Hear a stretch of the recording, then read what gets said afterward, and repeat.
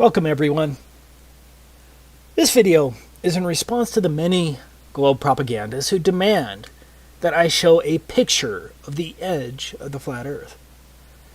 For the dozens of these ball-loving zealots with multiple sock puppet accounts who repeat this mantra daily, your demand is ridiculous. But you probably already knew that, right? And that's why you probably keep demanding it. It's actually pretty funny that I just got one of these take a picture comments an hour ago. I'm going to prove in this video that independent travel is not allowed under the Antarctic Treaty System. That fact alone should cause any thinking person to begin questioning our official models, because something big is being hidden from we, the plebeians, and we're not talking about penguins. For most flat earthers, based on the information that we can reasonably gather, Antarctica constitutes the outer rim of the known world. In other words, Antarctica is likely the shoreline to all of the world's oceans. Like a ring magnet, north constitutes the center of our flat earth map, and south is every direction away from the northern center. And before I get a dozen comments claiming that such a magnet is impossible, here's a ring magnet shown here. Notice that south is in every direction away from the center north magnetic pole. This is where the 60th south parallel is on a Mercator map. This is the 60th south parallel on a potential flat earth azimuthal equidistant map. It seems that Antarctica constitutes the circular shore of the known world. So, demanding that I take a picture of a possible edge of the earth, if any, requires me to not only travel below the 60th south parallel, represented by this circle, but also to cross the entire breadth of Antarctica. According to official numbers, Antarctica has a diameter of roughly 3,400 miles, and so that means our trek will include a long boat ride for hundreds of miles below the 60th south parallel, plus a minimum 6,800-mile round-trip hike across Antarctica. That's assuming the official model is correct. Maybe we could fly to one of the ceremonial pole areas, but that would still leave at least a 3,400-mile hike. In addition, we wouldn't know for sure whether the plane trip itself was interfering with our results, since the pilot would have to follow a designated path outlined by the Antarctic Treaty System, and who truly knows what direction that is until we get there. In order to be fully confident, we would really need to stick to the ground and have control over our own pathway, where we can control our direct southerly route opposite of the northern magnetic pole. Now, whether Antarctica is a smaller continent next to the outer rim, or whether Antarctica is indeed the shoreline of the known world, I don't know the answer. Flat earthers don't have a government budget to spend $1 billion to hire hundreds of cartographers and fleets of boats and planes to map the entire world. But even if flat earthers had the money, we would still run into the Antarctic problem, which is the point of this video. So, what is the Antarctic problem? It is the fact that independent travel is not allowed below the 60th south parallel in any reasonable manner to make any determination as to whether Antarctica is the shoreline boundary circumscribing the known world, or whether Antarctica is simply a continent a little north of the true but unnamed southerly shoreline of the Earth's oceans. For all we know, Antarctica may be an infinite plain that is uninhabitable at further distances. Again, we don't know. But, as I will describe in this video, I suspect that Antarctica is the shoreline circumscribing the known world due to the unbelievable restrictions placed on travel there. Excluding a couple of questionable claims, the total lack of north-south circumnavigation only proves the same. But if I'm not allowed by our governments to independently travel below the 60th south parallel and then to traverse Antarctica over 6,800 miles, then I cannot take a picture of a theoretical edge, dome, or those other lands beyond the South Pole, whatever the case may be. But you probably don't quite grasp how much area is really being blocked off under the Antarctic Treaty System. Let's look at it from the alleged 60th north parallel, because this will give you an idea of the tremendous area blocked off to independent exploration. This is the area of the 60th north parallels. As you can see, the 60th North parallel includes all of northern Canada, Alaska, much of Russia, including St. Petersburg and other major cities, Finland, Sweden, Norway, Iceland, Greenland. It is huge. Now, why in the world is this much area blocked off at the south? Do you really think it's because of penguins?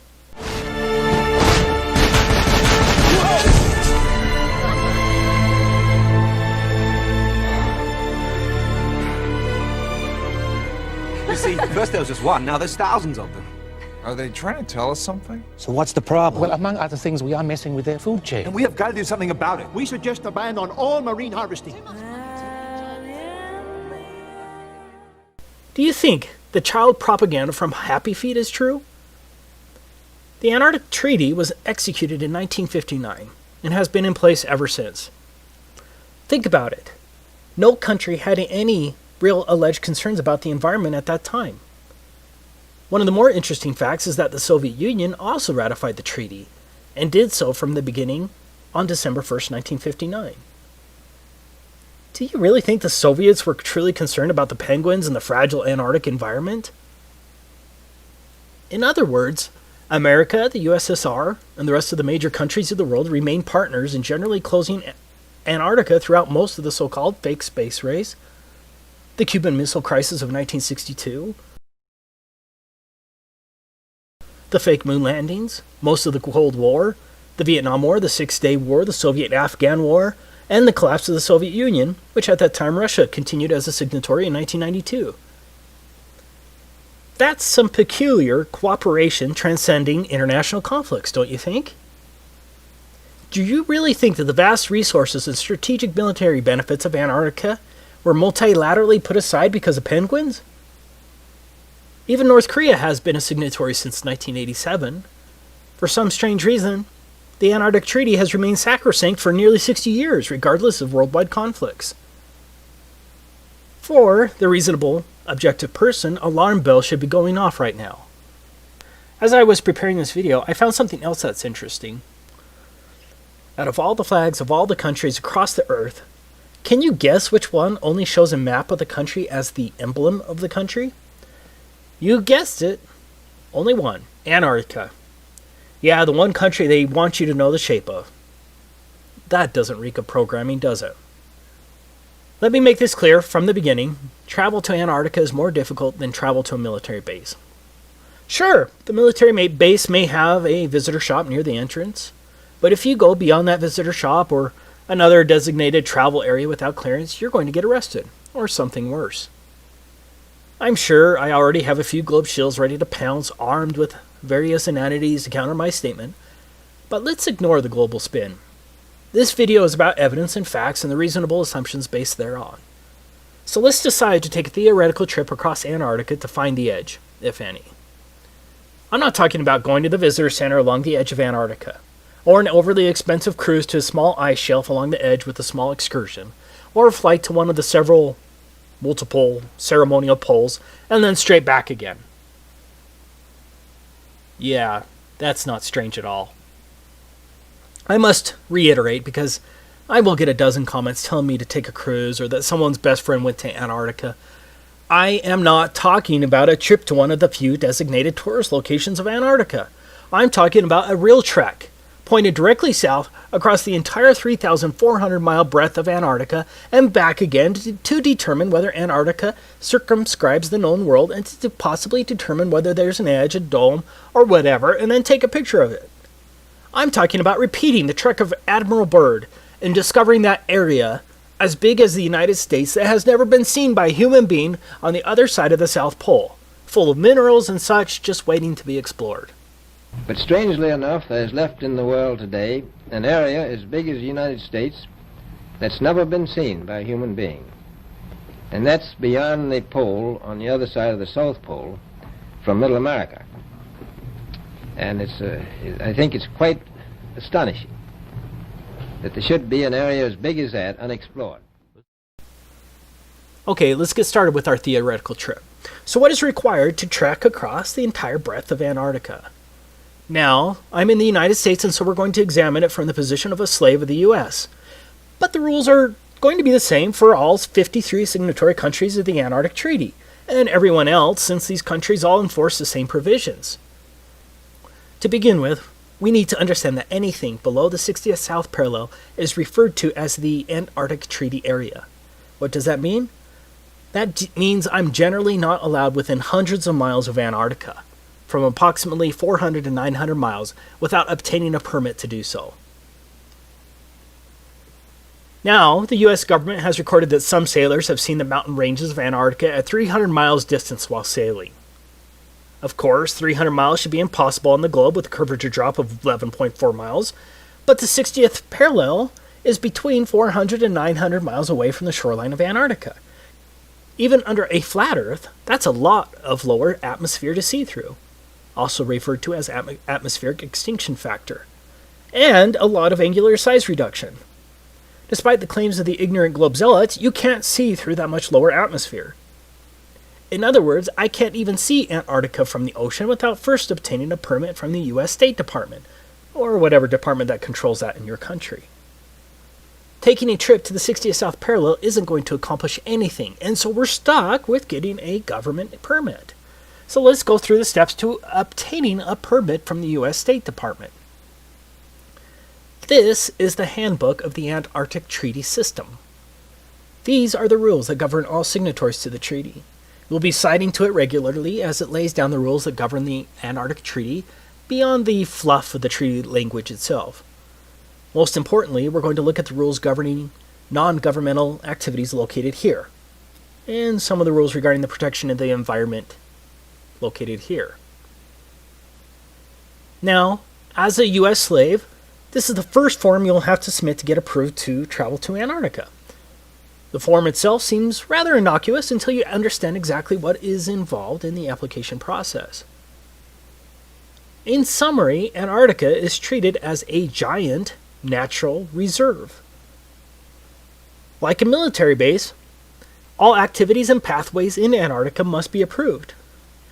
This is unlike any other area in the world, except maybe a place like North Korea. So, when I say that no independent travel is allowed below the 60th South Parallel, I'm stating an admitted fact well recorded as international law. The protocol states, as a matter of principle, that all activities are to be planned and conducted on the basis of information sufficient to evaluate their possible impact on the Antarctic environment and its associated ecosystems, and on the value of Antarctica for the conduct of scientific research. Organizers should be aware that the environmental protocol requires that activities shall be modified, suspended, or canceled if they result or threaten to result in impacts upon the Antarctic environment or dependent or associated ecosystems. If you visit Russia, with a Russian visa for example, are you limited to one particular neighborhood and certain pathways? For those who visit America as a tourist, are you restricted to New York City? Or are you generally allowed to travel around America? No one is just allowed to travel around Antarctica. All of your activities, vehicles, and pathways must be approved, but it gets much worse. Now, how many genuine people watching this video think that the purpose of seeing the edge, the dome, or the extended plain beyond Antarctica would be approved by the US State Department and the other myriad of agencies? Are you ready to litigate the matter when some State Department official arbitrarily says something like, "I think your expedition is frivolous and would be too damaging to the environment, especially in the light of the frivolity of the expedition"? I don't think a court will overturn that decision, especially when treaty law supersedes any rights you may think you have. So, we're going to have to come up with some fake expedition that will somehow get approved. Let's say we're a tree-hugging Luciferian geologist conducting a comprehensive analysis of the global carbon footprint on Antarctica and its flora and fauna. I think that sounds plausible, and so we could hypothetically fake our way in with respect to our purpose, but it will be tricky. Okay, I'm not advocating that anyone break the law. This is all theoretical. That brings us to the next point. Entire swaths of land are entirely off limits to all travel. These are called specially protected areas. It's pretty much guaranteed that no one is going to get a permit to go through a specially protected area. If my math is right, that's 1,373 square miles that are allegedly specially protected areas. You can see the maps on the websites, but I don't have time to plot all of them. Now, I agree that's not huge in comparison to the total alleged area of Antarctica.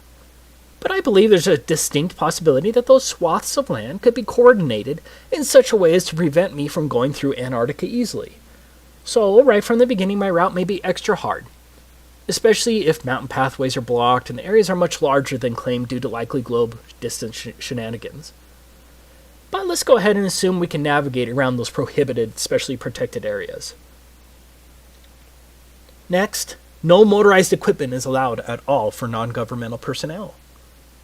Page 308 states, do not use aircraft, vessels, small boats, or other means of transport in ways that disturb wildlife either at sea or on land. That seems kind of hard and very subjective, doesn't it?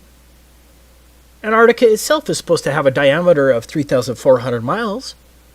That means no motorized equipment for at least a 6,800 mile round trip? That sounds pretty damn impossible, right? Especially if Antarctica is much bigger than what is claimed. What about sled dogs? Surely they'll be allowed. What's that? Sled dogs aren't even allowed? Okay, so our trip is now limited to a very long hike in insanely harsh conditions over an extreme rise of elevation. On a side note, Antarctica has the highest average elevation of any alleged continent, but I'm sure that's just coincidence, right? But getting back to our insane trip, we not only have to walk at least 6,800 miles, mostly depending on when we need to turn around, we must also tread extremely lightly as walking on plants in Antarctica is prohibited. I can't damage plants or frighten wildlife on a 6,800 mile journey in a wilderness? I wonder if the Lewis and Clark expedition was limited by such requirements. Good luck traversing 6,800 miles on foot without damaging plants or frightening wildlife with no motorized equipment. I'm not saying that we couldn't figure out a way to get around these big issues, or maybe we could just, theoretically ignore the issues once we get there, but again, I'm not advocating that anyone break the law. I'm saying that these are listed enforcement rules under the Antarctic Treaty System. And so think of how easy it would be for one of the many international bureaucrats reviewing our application to deny a permit to trek across Antarctica based on this one plausible excuse. Sorry, you're going to end up walking on plants and scaring birds at least one time during your 6,800 mile journey, and the Antarctic Treaty System prohibits such activities. Application denied.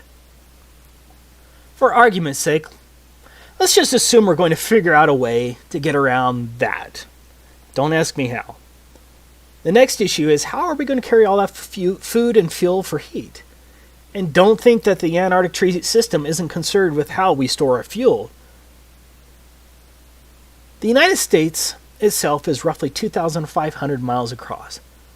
So imagine the difficulty of hauling food, climbing at extremely high and unknown elevations, and carrying all of your extremely warm gear and supplies across the United States from coast to coast and back again, all on foot with no food stops along the way. And don't forget, we're going to have to haul our poop as well. You are going to have to drag your poop with you on your 6,800 mile Antarctic hike.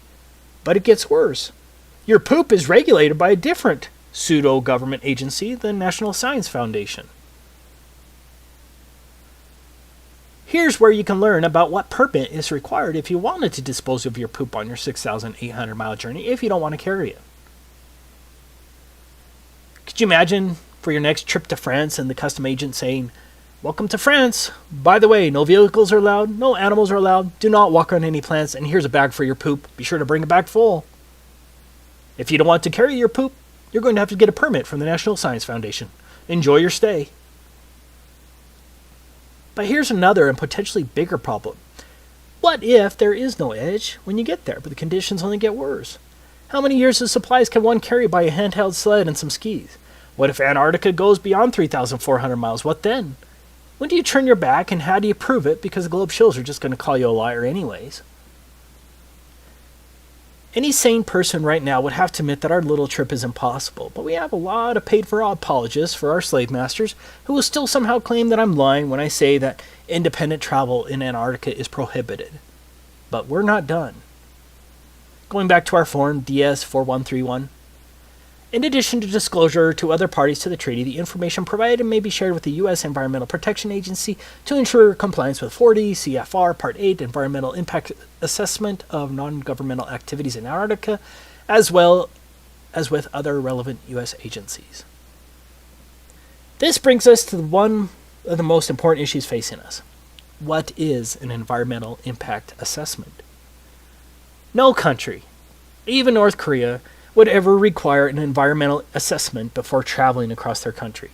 It's insane. Here's the definition of an environmental impacts assessment in the U.S. Code of Federal Regulations. Environmental impact assessment means the environmental review process required by the provisions of this part and by Annex 1 of the Protocol, and includes preparation by the operator and U.S. government review of an environmental document and public access to and circulation of environmental documents to other parties and the Committee on Environmental Protection as required by Annex 1 of the Protocol. Well, let's see what the Committee for Environmental Protection says. Article 8 of the Protocol requires the parties to conduct environmental impact assessments for the Antarctic activities and provides 3 levels of assessment according to the potential impacts of each activity. The procedures for environmental impact assessment are detailed in Annex 1 of the Protocol. If a proposed activity is determined in a preliminary stage of assessment to have less than a minor or transitory impact, it may proceed.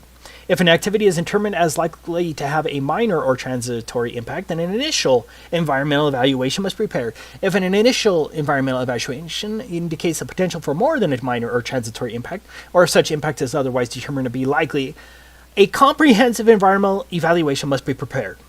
Draft CEEs are made publicly available and considered by the CEP, which then advises the ATCM, and that's a Antarctic Treaty Consultative Meeting. Comments provided by other parties in the ATCM must be addressed in a final CEE, which is used as a basis for making a decision about whether and how the activity is conducted. Same law as here. It is the comprehensive environmental evaluation that's going to kill our expedition.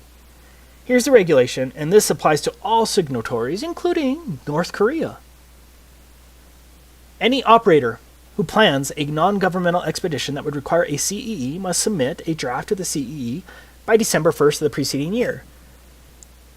Within 15 days of receipt of the draft CEE, EPA will send it to the Department of State, which will circulate it to all parties to the protocol, and forward it to the Committee for Environmental Protection established by the protocol, and publish notice of receipt of the CEE and request for comments on the CEE in the Federal Register, and will provide copies to any person upon request.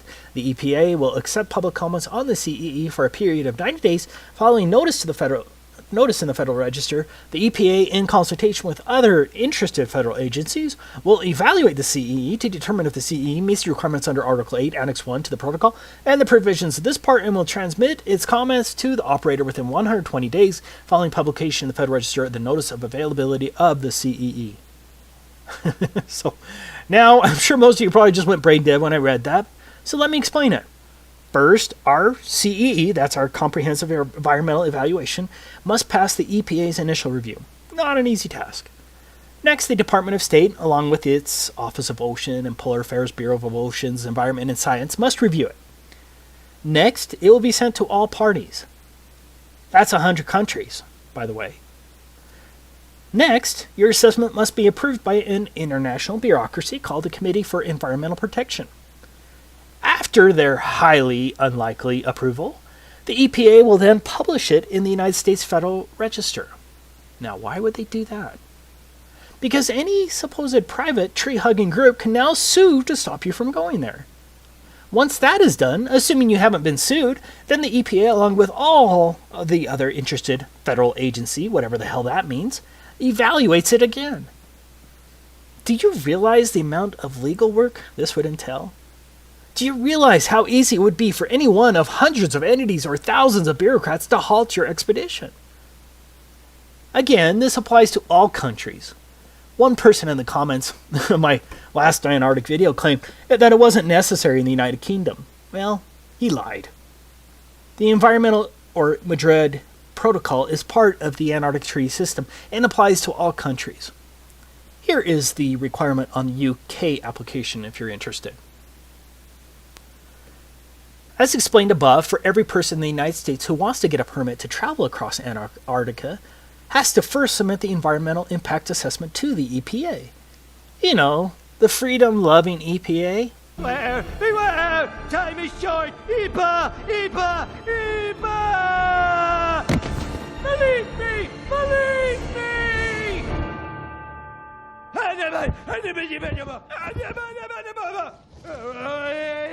Thanks for listening. Lost them, sir. Well, then you find them, and you get them back in the dome. And to make sure nobody else gets out, I want roving death squads around the perimeter 24/7. Do you know what the environmental impact statement costs? This is very similar. A typical environmental impact statement costs from $250,000 to $2 million. And those are a lot easier than this comprehensive environmental analysis required under the Antarctic Treaty. For us, the biggest problem is that you would have to incur the expense of the environmental impact assessment before you know if you're denied, due to whatever arbitrary claim a bureaucrat can think of. Do you see how difficult this environmental assessment will be? How would one know the environmental impact on an area which you've never been to, and very little information would be available?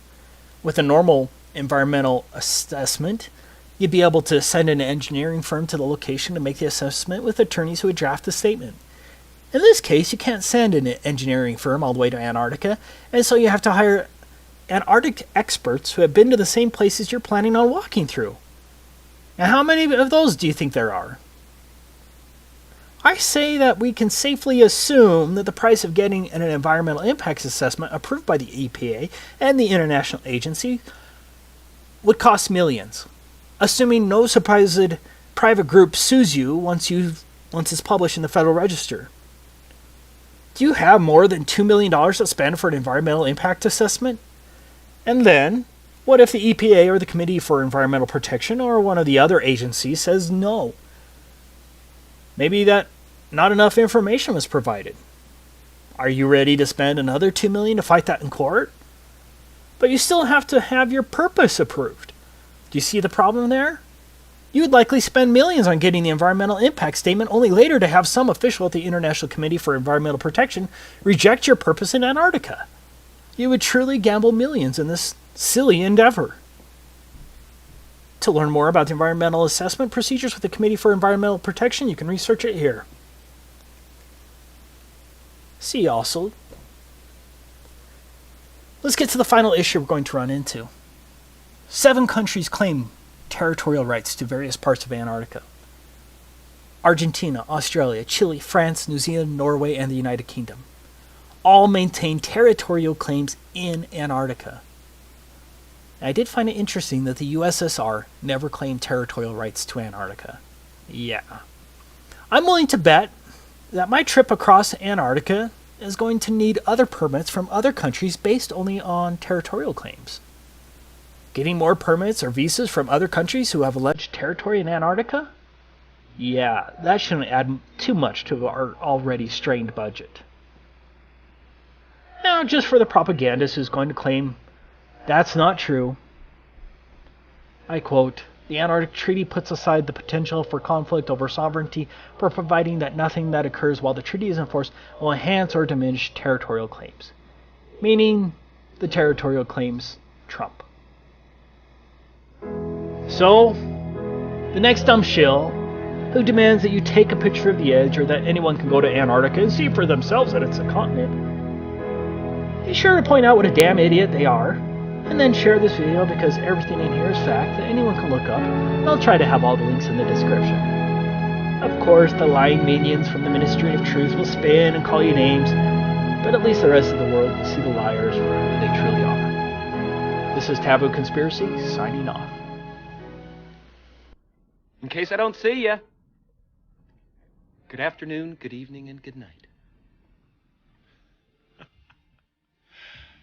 Yeah.